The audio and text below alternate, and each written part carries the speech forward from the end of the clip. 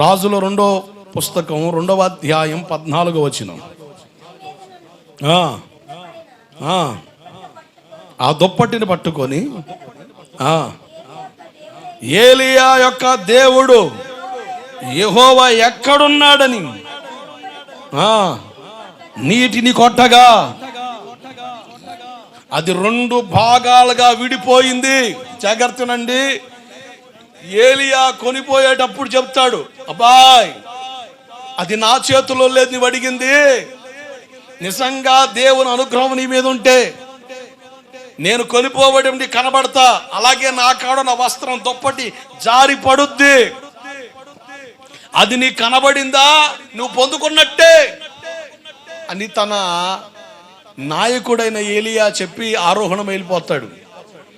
నిజంగా దుప్పటికి ఎలీషాకి దొరుకుద్ది. దాన్ని పట్టుకొని వెళ్తుంటాడు. యోర్దాను దాటాలి. యోర్దాను దగ్గరికి వచ్చినప్పుడు ఆ దుప్పటి తీసుకొని ఏలియా దేవుడు ఎక్కడున్నాడు యెహోవా అని కొట్టగానే అది 2 పాయలైపోయింది. జాగ్రత్తనండి. ఎలీషా ద్వారా దేవుడు అద్భుతాలు జరిగించాడు. దేవుడికి స్తోత్రం కలుగునగాక. గడిచిన వారం చెప్పి ఆత్మబలం పొందాడు. ఏ బలం పొందాడు? ఆత్మబలం పొందాడు. ఆత్మ బలం పొందిన వారి ద్వారా అద్భుతాలు దేవుడు జరిగిస్తాడు. నువ్వు ఆత్మ బలం పొంది ప్రార్థన చేస్తే దేవుడు ఆశ్చర్య కార్యాలు జరిగిస్తాడు అనడానికి నిలువెత్తు నిదర్శనం ఎలీషా పాస్టర్ గారు.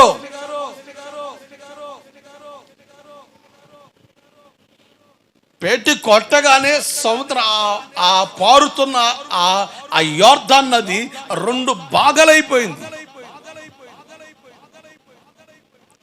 ఏలియా ద్వారా సూచక్రియలు దేవుడు జరిగించాడు. అద్భుతాలు పరిచర్య ఉంది. దేవుడికి మహిమ కలుగునుగాక. ఈరోజు యూట్యూబ్ ఛానల్ వచ్చిన తర్వాత నేను ఎవరిని విమర్శించట్లేదు, వాక్యాన్ని హత్తుకొని మాట్లాడుతున్నాను. సంఘక్షేమం కొరకు, విశ్వాసుల ప్రయోజనం కొరకు వాక్యాన్ని ఎత్తిపట్టి నేను మాట్లాడుతున్న విషయం ఏంటంటే, అద్భుతాలు ఉన్నాయి. కొంతమంది వేలను వెరిగా ప్రసంగించే ప్రసంగాలు అట్లా ఉన్నాయంటే అద్భుతాలు ఒకప్పుడు జరిగిన మేము నమ్ముతున్నాం, ఇప్పుడు అవి జరగట్లేదు, ఆగిపోయాయి. మరి వీళ్ళకి ఏదో దేవుడు ఫోన్ చేసి చెప్పినట్టు ఆగిపోయాయి అని వ్యంగ్యంగా మాట్లాడే వాళ్ళు లేకపోలేదు. అటువంటి వాళ్ళ కాడ దెయ్యాలు పట్టిన వాళ్ళకి గందరగోళం అవుతుంది. వాళ్ళు యాక్షన్ చేస్తున్నారు. వాళ్ళు దెయ్యాలు ఆడున్నాయి. చచ్చిపోయిన వాళ్ళు దెయ్యాలు కారు. వాళ్ళ ఆత్మలు చేరవలసిన స్థలంలో చేరి ఏడపడాలి, ఆడ పడి ఉంటాయి. దేవుడు ఆ ఆత్మలకి దేవుడు ఒక స్థలం పెట్టాడు, పాతాళం. వేదనకరమైన స్థలం, నెమ్మది పొందే స్థలం. ఏ ఆత్మ ఆడికెళ్ళి ఆడికి వెళ్ళిపోద్ది. భూమి మీద వాళ్ళకి ఎటువంటి సంబంధం ఉండదు. ప్రేమించబడరు, పగపట్టరు, అసూయపడరు, అసలు ఏముండదని దేవుని వాక్యం చెబుతుంది. నేను నమ్ముతున్నా. కొంతమంది దెయ్యాలు పడితే ఏం పేరు అడగని పాస్టర్, ఆ దెయ్యం ఈడి పేరే చెప్పాల్సింది. అటు నుంచి అటు పోయేవాడేమో. మరి దుంపదాన్ని బతుకున్న నా పేరు చెప్తుంది. మేము కూడా అజ్ఞానంగా ప్రవర్తించే వాళ్ళుగా ఉన్నాం. ఒక ఊర్లో ఎవరైనా చచ్చిపోయారు అనుకోండి, అసలు క్రిస్టియన్ పాలెల్లో అదుర్లు బెదుర్లు చాలా మంది ఉంటారు. కనిపించని అదురు బ్యాచి, కనిపించని బెదురు బ్యాచి. ఎవడని చచ్చిపోతే చాలు వీడికి ఎక్కడలేని భయం పుట్టుకొస్తుంది. ఈ పిల్లల్లో కూడా అదురోళ్ళు ఉంటారు. వీళ్ళు చచ్చిపోయిన వాళ్ళని కుదురు తీసుకెళ్ళరుగా, టపాస్ గోల చేసుకుని పోతారుగా. ఆ సౌండ్లకి పిల్లలు అదురిపోయి జ్వరాలు వస్తాయి. అట్లా ఎవడికైనా జ్వరం వచ్చిందనుకోండి, పిల్లోడో కుర్రోడో ముసలోడో, ఆ ఊర్లో పాస్టర్ గారు ఉంది, ఆ పాస్టర్ గారి దగ్గరికి వెళ్ళి ప్రార్థన చేసుకుంటే ఆమంటది, చచ్చిపోయినోడు గాలి అయి పట్టాళ్ళమ్మా. ఏంది? చచ్చిపోయినోడు గాలి అయి పట్టాళ్ళమ్మా.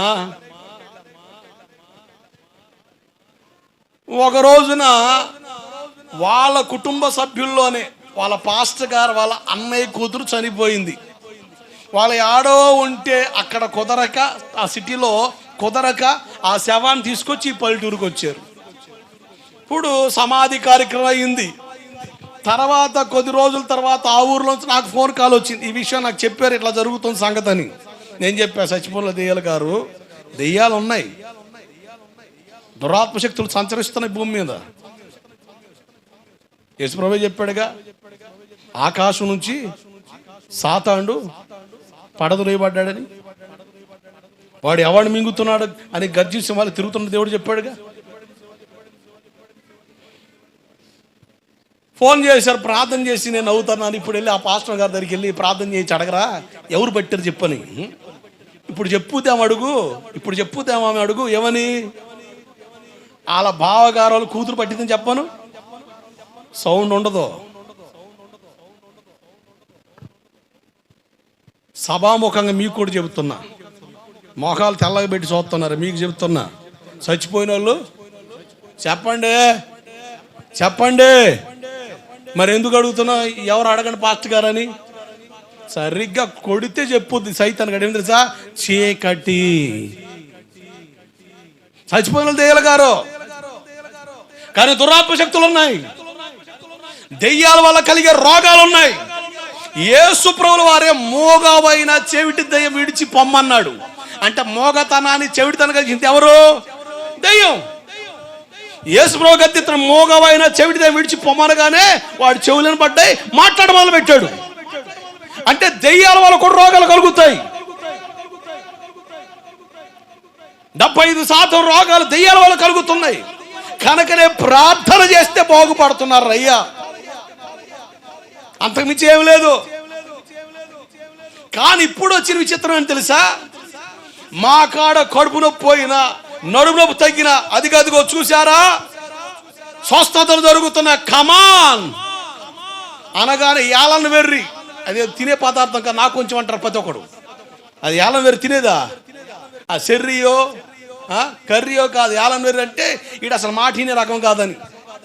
ఏలన్న వెర్రి అంటే చాలు నాకు కొంచెం అంటాడు. అది తినే పదార్థం కాదు నాయన, నాకు కొంచెం అని అడగడానికి.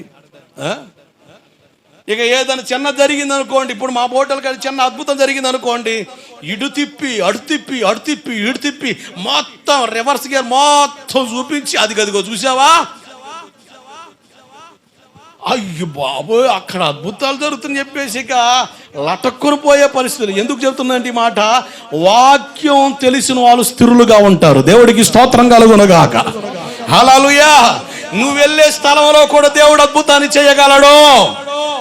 నామకార్థ సంఘంలో ఉన్నా నీ విశ్వాసాన్ని దేవుడు కనపరిచాడా, నువ్వు ఖచ్చితంగా అద్భుతాన్ని చూస్తావంతే. దేవుడికి స్తోత్రం కలుగునుగాక. హల్లెలూయా. ఆయన సర్వాంతర్యామి. నువ్వు ఎక్కడున్నా ఆ స్థలంలో నీతో పాటు ఉంటాడు. దేవుని మందిరంలో ఉన్నావు, ఇది దేవుని స్థలం, దేవుని నివాస స్థలం. ఇక్కడ ఆయన ఉన్నాడు, ఆయన కలుసుకోవడానికి వచ్చావు, నీ విశ్వాసాన్ని కనపరిచావా, ఆయన స్వస్థపరుస్తాడు. ఇప్పుడు యూట్యూబ్లో పెద్ద రాతంది ఏం తెలుసా? ఈ ప్రోపగాండ విని చుట్టుపక్కల మొత్తం, ఇప్పుడు నేను హీలింగ్ మినిస్ట్రీ చేస్తున్నా, లైవ్లు పెడుతున్నా, అద్భుతాలు మొత్తం టెలికాస్ట్ చేస్తున్నా, దెయ్యాలు బట్టి వాళ్ళకి నేను గద్దించి ప్రార్థన చేస్తున్నా, విలవిల్లాడిపోతున్నాయి మొత్తం లైవ్లో పెట్టి. Come on, I'm coming to Guntur, get ready అనగా నీకు చూసుకో, గుంటూరు చుట్టూ మొత్తం ఎడగొస్తారు, ఏ ఏరియాకి వస్తే ఆ ఏరియాకి వచ్చేస్తారు. నేను మహా అయితే కొద్దిమందికి ప్రార్థన చేస్తా. అలా ప్రార్థన చేసిన వారిలో అరాకొర బాగుపడి వెళ్తారు, మిగతా వాళ్ళు యథావిధికి వెళ్ళిపోతారు. ఇప్పుడు దేవుని యేసునామములో గద్దిస్తున్నాం పొమ్మంట. కొంతమంది స్వస్థపడరు, అప్పుడు పోద్ది దెయ్యం, మళ్ళీ ఇంటికి రాని మళ్ళీ ఉంటకు వస్తుంది. అరే అంత దూరమే తినిమే పోలేదే, అయ్యో ఆడేదో ఉందనుకున్నా, ఏమి లేదే అని, ఆడ ఏమి లేదులే అమ్మ, ఏదో పోయి ఉందని మేము కూడా పోయి ఖర్చులు పెట్టి, ఏం లేదులే అమ్మ, అంత మాయా అని ఈమె వేస్తాడు బిట్టు. ఎన్నోళ్ళు ఏమొద్దు, ఏడ దొరుకుద్దు సొంతన్నోళ్ళకి ఈ మాటలు కానీ అక్కడ ఏం లేదంటే అదంతా బుస్సు, అదంతా తుస్సు, అదంతా వేస్ట్ అని ఈయన ప్రసంగం చేస్తాడు. ఈయన టెలికాస్ట్ చేస్తాడు. ఇక జనాలు అయోమయంలో పడ్డమేగా. ఉన్నాయంటారా లేవంటారా? అరే బాబు ఉన్నాయి. గలిబిలి చేసి వ్యవహారాలు ఎందుకు అవుతున్నాయి అంటే నీకు వాక్యం తెలియదు కనుకమ్మా. నీకు వాక్యం తెలిసిందనుకో కంగారు పడేది లేదు. ఏమండి, పౌలు బర్నబా ప్రార్థన చేస్తే అసలు ఆ పుట్టుకతో నడునోడు లేచి నడిచాడు. అతనిలో విశ్వాసాన్ని గ్రహించి లేచి నడమన్నాడు అంతే. ఏమన్నా చూడండి బైబిల్లో, అపోస్తుల కార్యములు 14:9. ఇటువంటి మాటలు గట్టిగా పట్టుకోవాలండి, ఈ వదిలేస్తారు. అతని వైపు తేరి చూసి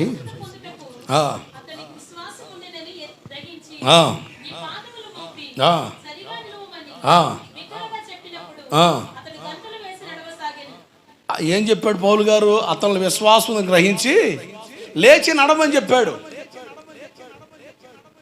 చూడండి, ఇప్పుడు ఇతను బాగు చేస్తాడు దేవుడు. మీ కళ్ళ ఎదుటి నేను అద్భుతం చేస్తున్నాను. లుక్ టు మీ. ఇతని గురించి సాక్ష్యం చెప్పండి. పుట్టుకతో నడుతున్నాడు. ఓకే, రిపోర్ట్స్ ఉన్నాయా? Reports okay.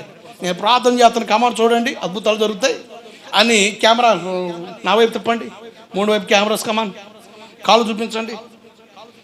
ఆడుతూనే లేవు కదా, ఎలా ఉన్నాయి చూడండి. ఓకే, రెడీ, కమాన్, 2 1 2 రెడీ 3 2 1 గెట్. ఇటువంటి విన్యాసాలు అపోస్తలు చేసిన దాఖలాలు లేవు. మేము ఇవన్నీ పైచవ కళ్ళ ప్రదర్శించడం వల్ల ఏమవుతుందంటే, గాడి సీమోన్ అనుకున్నాడట, అతను ఏదో శక్తి కలిగినోడు అన్నట్టుగా ఆ ఫీలింగ్లు మాకు వస్తున్నాయి. అందుకనే దేవుని మహిమను కొన్ని చోట్ల మేము దొంగతనం చేస్తున్నాం. మేము మరుగవ్వాలి, ఆయన శక్తి బహిర్గతం అవ్వాలి, అప్పుడు సంఘం కట్టబడుతుంది. దేవుడికి స్తోత్రం కలుగునుగాక. హల్లెలూయా. ఈ అధ్యాయంలో రాయబడి ఈ వచనాలు చూసి నేను కూడా స్వస్థ ప్రార్థన చేసినోడిని. ఇప్పుడేం తగ్గలే. ఇప్పుడు నేను అదేమన్నా మంత్రమా, లేకపోతే అదేమన్నా విద్య, మాంత్రిక విద్య నేర్చుకోవడానికి మంత్రమా? ఆయన సజీవుడు, ఆయనకి సమస్తం సాధ్యం. ఆయనలో పవర్ తగ్గలే అంతే. ఆమేన్. ఆయనలో పవర్ తగ్గిందా? తగ్గలే, తగ్గదు కూడా. ఆయనలో పవర్ తగ్గలే. మాలో ఏమి లేదు. అపోస్తలు ప్రజలందరూ కూడా సేవకులైన వీళ్ళ వైపు చూస్తుంటే మాలో ఏమి లేదురా నాయనా, ఆయన వైపు తిరగమని చెప్పారు. అది ఒక్కటే మిస్ అవుతుంది అంతే, అంతకుమించి ఏమి లేదు. దేవుని వాక్యం మన హృదయానికి కడుతుంది. దేవుని వాక్యం మన హృదయాన్ని స్థిరపరుస్తుంది. నేను ఫలవంతంగా దేవుడు మార్చగలడంతే. దేవుడికి స్తోత్రం కలుగునుగాక. హల్లెలూయా. కొంతమంది చెప్పుకోండి, నాకున్న స్పెషాలిటీ అంటే తెలుసా? నేను ప్రార్థన చేస్తే పిల్లలు పుట్టని వాళ్ళు కూడా పిల్లలు పుడతారంతే. ఈయనకి టైటిల్ ఏంది? ఈ పాస్టర్ ప్రార్థన చేస్తే పిల్లలు పుట్టని వాళ్ళు కూడా పుడతారు. ఎన్ని సంవత్సరాలు అవ్వచ్చు, ఇతనికి ఒక స్పెషాలిటీ అది. కొంతమంది ఉంటారు పాస్టర్లు, నేను పెళ్లి చేసా 11 పెళ్ళిళ్ళు, నేను చేసిన 11 పెళ్ళిళ్ళలో పిల్లలు పుట్టారు.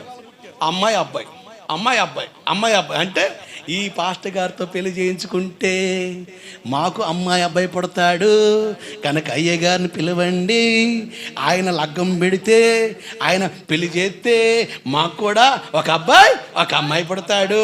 2 అబ్బాయిలు పుట్టిన తేడాయే, 2 అమ్మాయిలు పుట్టిన తేడాయే. ఒక అమ్మాయి ఒక అబ్బాయి కావాలంటే అయ్యగారు రావాల్సిందే. అంతేగా అనౌన్స్మెంట్ ఇది. అసలు చూడు, పిచ్చి పనులు కాకపోతే అది దేవుని దయ, అది దేవుని దయ. ఆయన దయ చూపించాడు కనుక ఈయన చేసిన 11 మంది పెళ్ళిళ్ళకి అందరికి అబ్బాయి అమ్మాయి అబ్బాయి అమ్మాయి పుట్టారు. దాంట్లో ఒక అబ్బాయి లేదు. గరణాకు పోయాడు ఒక ఆయన, పెళ్లి చేశాడు, వాళ్ళకి 2 ఆడపిల్లలే. ఏంలే మాట్లాడుతుంటే తేడా జరుగుతుందిలే, ఎందుకు కానీ కాము పోదాం. బడాయి బచ్చా కూడలేక తెచ్చాను వ్యవహారాలు మేము చేయకూడదు. అది ఎవరికి మహిమండి? గర్భఫలం ఇచ్చేది ఎవరు? దేవుడు. మగబిడ్డనిచ్చేది ఎవరు? దేవుడు. ఆడబిడ్డనిచ్చేది ఎవరు? దేవుడు. మా పాస్టర్ గారికి 9 నెలలు నిండి 10వ నెల చొరబడుతుంది. కొంతమంది అన్నారు పాస్టర్ గారు కూడా అమ్మాయే, ఆ కన్ఫాము 10వ నెల రన్ అవుతుంది అమ్మాయే అన్నారు. హాస్పిటల్కి వెళ్తే అబ్బాయి, ఈ అబ్బాయిని చూడడానికి వచ్చారు కొంతమంది. పైకి కిందకి లేపి చూస్తారు కదా దూడను చూసినట్టు చూసి మీ సూపులు తగలాడా చూసి అంటారు. రెండవసారి కూడా పాస్టర్ గారికి అబ్బాయే పుడతాడు, ఎందుకంటే ఈ అబ్బాయి చెప్తున్నాడు అని ఈయన చూసి రెండోసారి కూడా పాస్టర్ గారికి అబ్బాయే అని. నేను అమ్మాయి అయితే బాగుంది అనుకుంటా, ఎవరైతే నాకెందుకు, అబ్బాయా అమ్మాయా ఎవరైతేనే ఆయన మహిమ కొరకు పెంచడం మనకు అలవాటు ఉండాలి. కానీ అమ్మాయినైనా అబ్బాయినైనా దేవుని కొరకు పెంచగలుగుతాం. దేవుడు రెండోసారి అమ్మాయిని ఇచ్చాడు, దేవుడికి స్తోత్రం, హల్లెలూయా. అది ఆయన చేతుల్లో ఉందండి. ఇక మనం పలిగితే జరిగిందని చెప్పేసి ఇక అడ్డం పలిగితే ఒక్కొక్కసారి రివర్స్ అవుద్ది. అది దేవునికి అప్పగిస్తే దేవుడు కార్యం జరిగిస్తాడు. ఆమేన్. అద్భుతాలు దేవుడు చేస్తాడు, ఆశ్చర్యాలు దేవుడు చేస్తాడు. ఆయనకు అసాధ్యమైనది ఏది లేదు. ప్రార్థన ద్వారా స్వస్థతలు జరగడానికి కారణం ఏంటంటే దెయ్యాల ద్వారా కలిగే రోగాలు విడిచిపోతాయి. అందుకనే అద్భుతాలు జరగాలని కంకణం కట్టుకొని ప్రార్థించాల్సిన అవసరం నాకు లేదు. విశ్వాసాన్ని నేను కనపరచాలి, విశ్వాసం నువ్వు కనపరచాలి. దేవుడు దాన్ని కనపరిచాడు, అద్భుతాలు మన మధ్యలో జరుగుతాయి అంతే. ఆమేన్. విశ్వాసానికి కర్త, దాన్ని కొనసాగించేవాడు ఆయన, విశ్వాసానికి ఆధారమైన దేవుడు ఆయన. ఇప్పుడు ఎలీషా నమ్మాడు, ఏలియా మీద అభిషేకం నా మీద వచ్చిందని నమ్మాడు. అందుకనే ఇదిగో ఏలియా దేవుడు యెహోవా ఎక్కడాని కొట్టగానే 2 పాయలైపోయింది యోర్దాను. దేవుడికి స్తోత్రం కలుగునుగాక. విశ్వాసాన్ని కనపరిచాడు.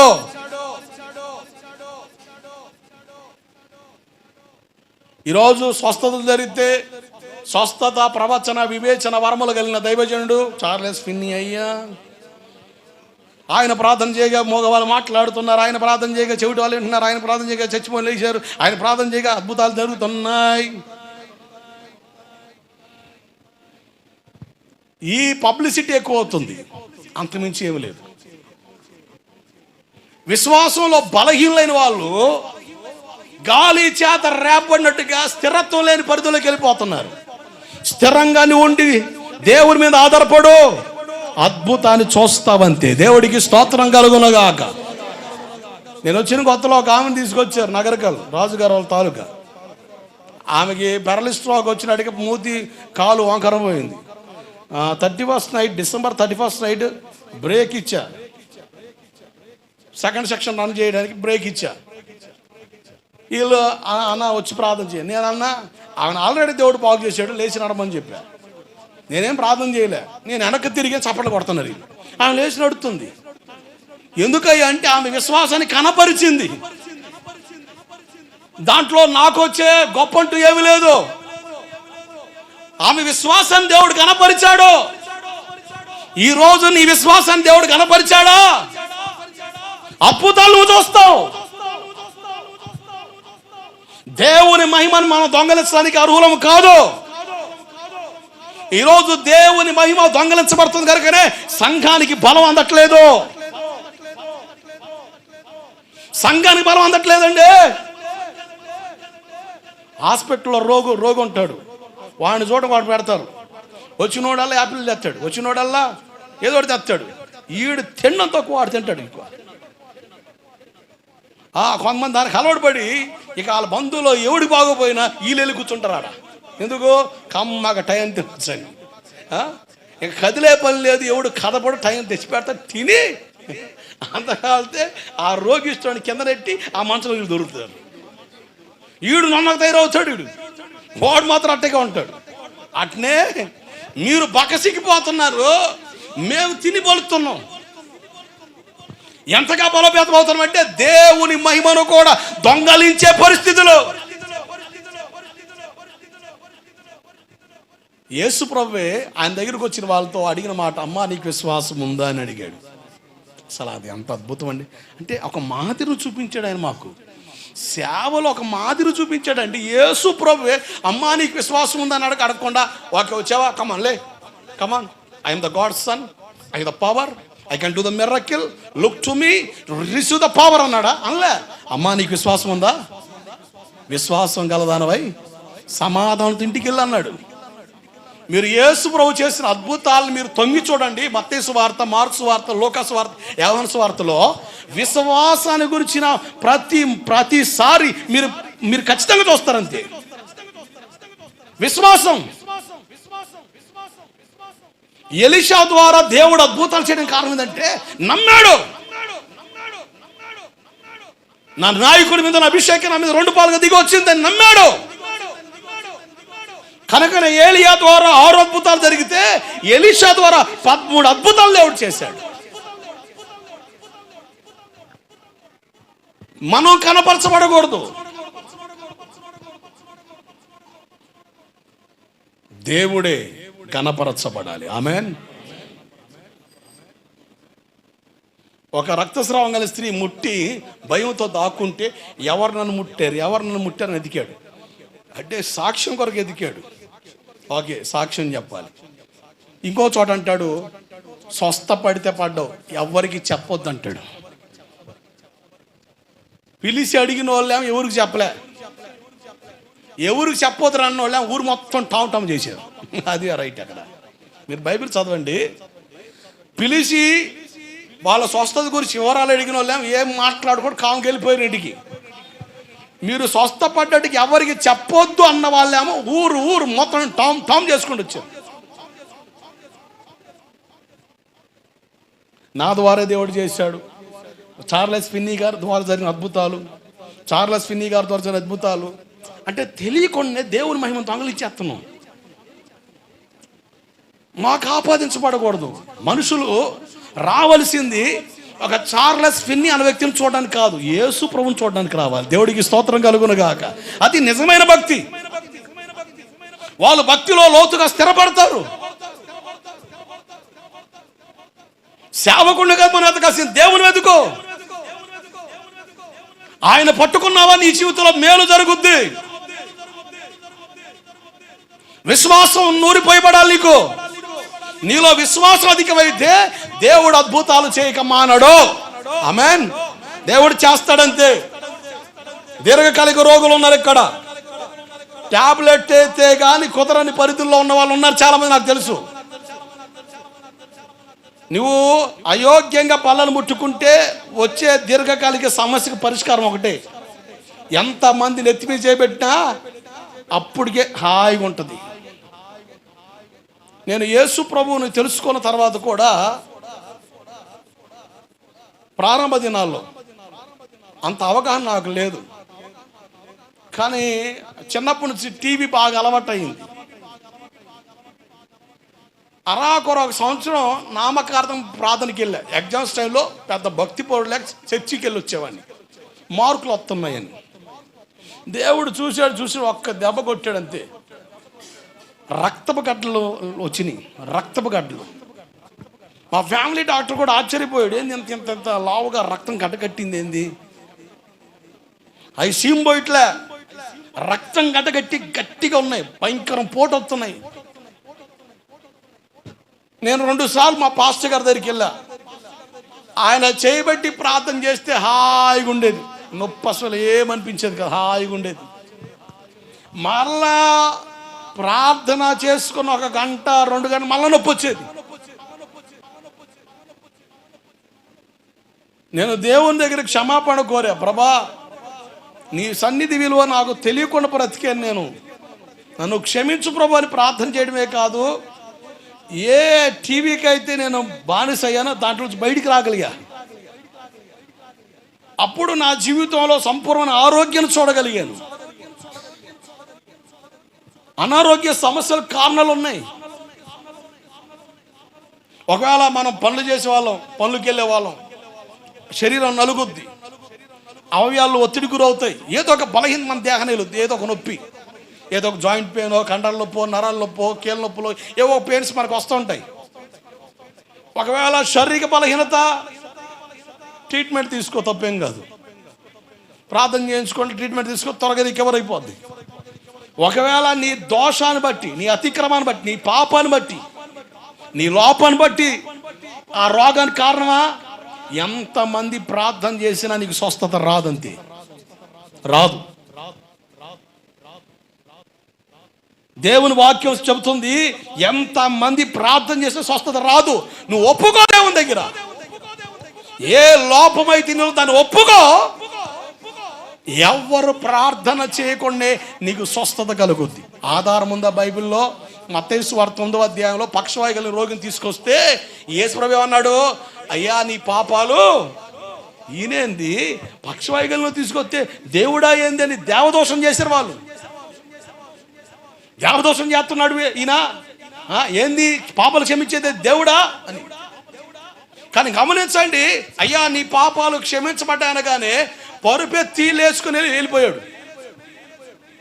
అంటే అర్థం ఏంటి? తన పాపాన్ని బట్టి మంచాన్ని పడ్డాడు, తన పాపాన్ని బట్టి మంచానికి కత్తుకుపోయాడు, పక్షవాయు రోగిగా మారిపోయాడు.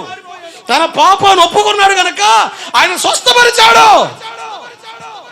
ఒకవేళ ఆయన పాపాన్ని ఒప్పుకోకుండా ఆ పాపంలోనే ఉండిపోయి ఆ పాపంలోనే నలిగిపోతా ఉంటే స్వస్థత పొందేవాడు కాదేమో. నాకు బైబిల్ నేర్పిన సత్యం ఏంటంటే, దోషాలు ఒప్పుకోవడం వల్ల కూడా మనం స్వస్థపరచబడతాం. ఆమేన్.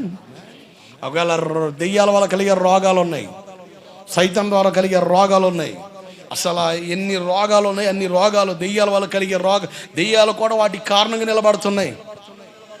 బైబిల్లో యేసు ప్రభువుల వారు కొంతమంది ప్రార్థన చేస్తాం, మోగవైన చెవిటి దెయ్యమా విడిచిపోమని, కానీ చెవులు వినబడ్డాయి, మాట్లాడడం ప్రారంభించారు. అంటే దెయ్యాలు కూడా రోగాలు కలిగిస్తాయి.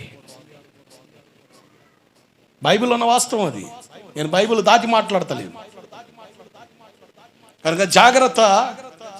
ఎలీషా ద్వారా అద్భుతాలు చేసిన దేవుడు నేటికి సజీవుడుగా ఉన్నాడంతే. ఆమేన్, హల్లెలూయా.